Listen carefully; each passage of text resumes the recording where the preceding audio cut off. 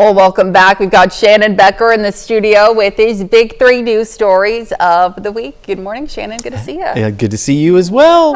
Let's take a look at our big three stories this week. What's happening where you live.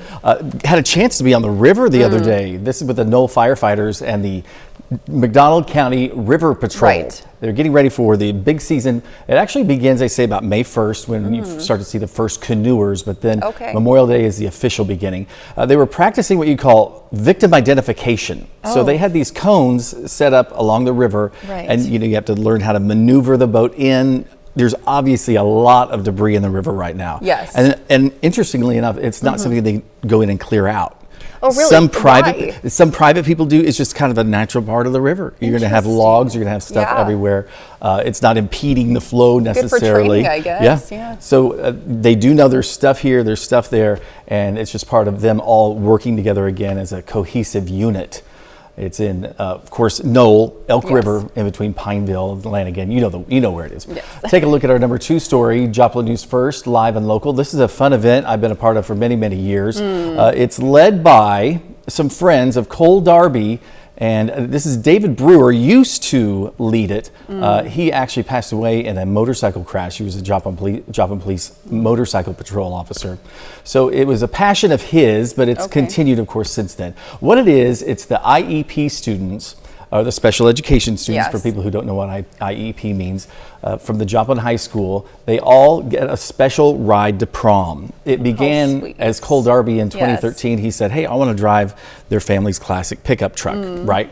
Well, he couldn't drive. Of course, He still does come. I talked to him the other night. Yeah, he's 31 now. So the Darbys continue this tradition every year. Fun. They have a lot of friends that come out, and of course volunteers. The Joplin Police Department they continue to lead it. They've got that flag that honors Officer Brewer. So it's really, really a neat idea. A really neat thing. I don't know if other people do it across the country. I've kind of heard of it, but haven't necessarily seen anybody keep this tradition. Joplin, maybe. That's just absolutely There are about fantastic. 35 kids this year. Incredible. Our number 1 story, KOAM News Now, live and local. There's some of that debris we were talking about. This is close here to Joplin. This is Low Water Bridge. Did you lose your paddle boat? Well, I know right where it is, all right? This is the historic Low Water Bridge. Water was up about 4 feet, but it didn't even come close to reaching what they call action stage, which is even below flood stage. So we didn't necessarily get a lot of it. It looks pretty crazy, but it actually wasn't. And it went down really, really fast. This is, of course, at Grand Falls. Other areas, this is on Big Sugar Creek, which runs into Elk River. They did break that up a little bit so they could get that through.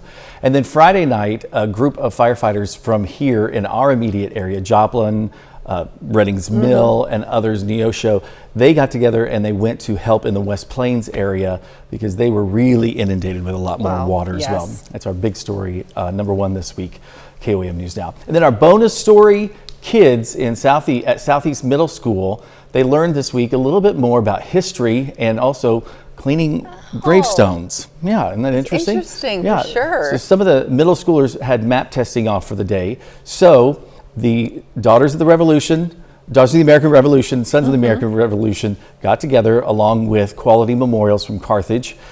Nick Hansen, the principal there, said he wanted to kind of do like a service project for the kids, but they could still learn something. So they had pumps with water, and then they had a cleaning solution. They could clean the stones.